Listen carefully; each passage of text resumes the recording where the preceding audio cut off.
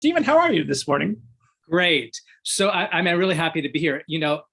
Agents are not supposed to choose favorites, but I have to say that middle grade is kind of my sweet spot. I've sold lots of picture books, YA novels, nonfiction, but I have to say that middle grade is kind of where I do the best. One of my very first clients won the Newbery Honor with her debut novel. I had a great book come out last year called The Lost Language by Claudia Mills, and which is a book that I love. So middle grade really has a special place in my heart. You have come to the right place. All the world's best middle grade authors are listening to us, and probably they're already sending their queries. Well, it's interesting that, I think that having, I was an editor for 25 years before becoming an agent, which I've done now for 17, going on 18 years. Middle grade are really the strongest readers. They're the most adventurous, the most loyal readers. And when you think about it, some of our favorite children's books ever are all middle grade novels. So it's an important place in publishing because those are the strongest readers. You can do some very adventurous things. Middle grade kids are fully adult. They don't have the extra component that teens do of, coming into their sexuality and the deep emotional life. But in every other way, middle grade kids are full adults, so they can handle any kind of topic. So it's an interesting area. You don't have to convince me. You're preaching to the choir. I love middle grade readers. One of the things I love about them, or about middle grade books, is that you can capture someone's imagination as a child, and then there may yet come a day where they're going to read it to another child, and you get a second go round. You reinforce the thing you already planted in childhood. Fingers crossed. That's actually true. And it's interesting that these days it's hard to keep books in print. Well, particularly for adults, but for children's book also. But I do think middle grade, there's kind of like a canon of literature from middle grade kids that will stay in print forever. Think of Johnny Tremain or A Single Shard, Secret Garden, some of the Charlotte's Web, some of these great books, classics really, they're always going to be around. So in a sense, the challenge for a middle grade writer is to contribute to this canon of literature that already exists. So you want to create something totally new, something fresh, but something that's going to be around forever. So there's kind of a universal quality, a timeless quality. There's room for stuff that's just fun as well. I don't mean everything has to be serious and heavy-handed, but there's a kind of timeless quality to great children's literature. And so a middle grade writer, you're adding to that canon of literature, as I said. So it's an important responsibility writing for middle grade readers. You mentioned The Secret Garden. I had read that you reread that book every year. Is that right? I do. It's one of my favorite books. I've read all of her books. Frances Housen Burnett was kind of a formulaic writer. She wasn't one of our great writers. She was, in her time, she was best known as an adult of commercial fiction, ladies' fiction, as it were. But I think when she wrote Secret Garden, she hit on a metaphor of the garden, which is a universal theme, but she did it in such a fresh, original way that the book has lived on and on and on. It's really about creativity, isn't it? It's about coming to life, starting to care about other people, finding yourself, loving the world. It's such a beautiful theme that, yes, I admit I read it once every year. What do you take away from that experience after having read it God knows how many times at this point? Well, one of the dangers of being a former editor is I scrutinize everything really carefully. I remember in grad school, we read The Wizard of Oz, which I adored, but I think I adored the movie more than the book. When I read the book in grad school, I thought, oh my God, this is not a very good book. The writing is very thin. L. Frank Baum was an original myth maker, so he really made a contribution to American literature for children, but he was not a great writer. The writing is quite thin. The movie fleshed it out and brought color and imagination and life to it. The Secret Garden, I noticed things in it, and it actually is a good book. But I noticed details like I never noticed until reading it a few months ago, when Mary Lennox is in India when her parents are still alive, she starts planting things in the garden. She already has an affinity for natural life. And I didn't remember that. So when her parents die in the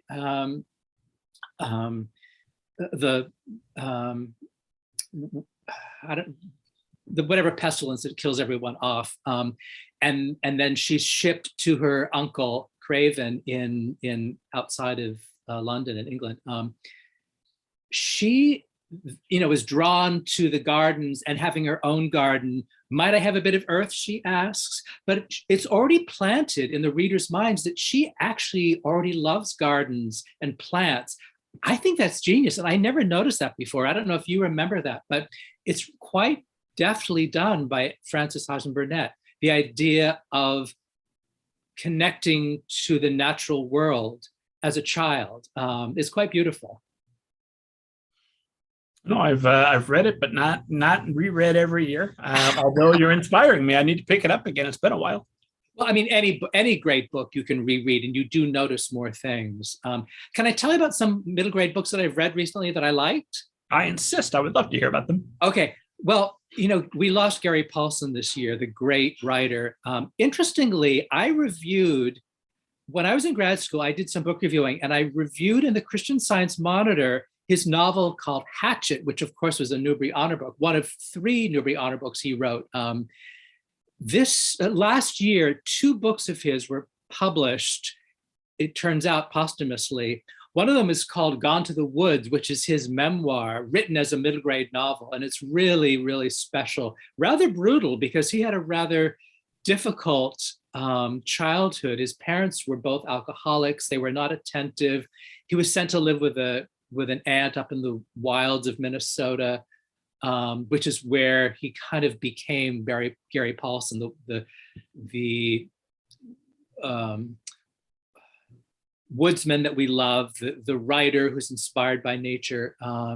And then he wrote, which I think is his best book ever, North Wind, which came out several months later, both published by Forrest Strauss.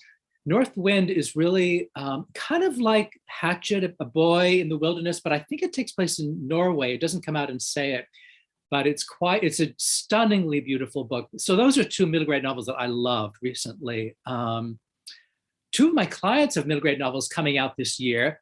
This summer, S.A. Rodriguez, who's a Latina writer, has her debut novel called Treasure Tracks, about a boy in Key West who hunts for treasure with his grandfather. And it's an adventure story, but it's really about family. It's about this boy, Finn, and his abuelo, his grandfather, and the father. And the father and the grandfather are estranged, but in the course of the story, they are brought together. And then in the fall, my client, Margie Price, her fantasy novel Windswept comes out in September, and it's probably her best book ever. She, of course, wrote Heart of a Samurai, which won the Newbery Honor book. Everything she does is really stunning. She did this book last year called The Littlest Voyageur, which is young middle grade, about a red squirrel who travels with French-Canadian explorers. Anyway, Windswept comes out this fall, and it's a great book. It's probably going to win awards. I mean, it's that good. So those are 2 books of mine that are coming out. As you can tell, middle grade is something I feel strongly about. And I'm always looking for new middle grade authors, someone who has something new to say. It's not just about having a great concept, although of course that's important. It's also having the wherewithal as a writer to tell that story. I probably get about 25 to 50 queries every day, people that I've never heard from. And, about 90% of them I am not interested in, but it's the 10% that I am, which makes it interesting. But it's not just a concept. You've got to be able to use language beautifully. You've got to really be able to write a great sentence, a great paragraph. You've got to grab your readers. And so that's what I'm looking for always with middle grade writers. A good story, but also someone who can tell that story really well. And that's actually fairly rare to be able to do that. And I should shamelessly point out that esteemed audience could be enjoying my conversation with Margie Preuss in the back catalog shortly after they finish this episode. That is a bold statement. Her best book ever. Oh my God. I have to say, I'm so in love with all my clients. She's someone, she always surprises me. The very first book, now this is interesting. The very first book she wrote, I had met with an editor, Howard Reeves at Abrams. We were having lunch. Sadly, that doesn't happen that much anymore. There aren't that many editor agent lunches, but we were at lunch. And just before we said goodbye, he said, I like stories with exotic settings. Well, wouldn't you know, the next week, I get a manuscript and a query from an unknown to me writer named Margie Preuss. And she wrote this novel about feudal Japan, Heart of a Samurai. This little boy, it's based on a real story of this boy who became a samurai warrior, but he was rescued by an American whaling ship and brought to America. It's a interesting story, but she did it so beautifully, but it won the Newbery Honors. But it came about just as a result of an editor saying, hey, I might be interested in this sometime. But everything she does is so delicious and so great. And she always surprises me. As do all my other writers. I'm always delighted to see what's going to come next from all my authors. Claudia Mills, I mentioned her book, The Lost Language. For years, like 40 years, she did these chapter books very successfully, writing really for second and third grade writers so beautifully. When she wrote The Lost Language, it was a verse novel, which she had never done before, a standalone novel, not part of her series, but she blew me away. It was just spectacularly beautiful. And I'm always surprised by writers.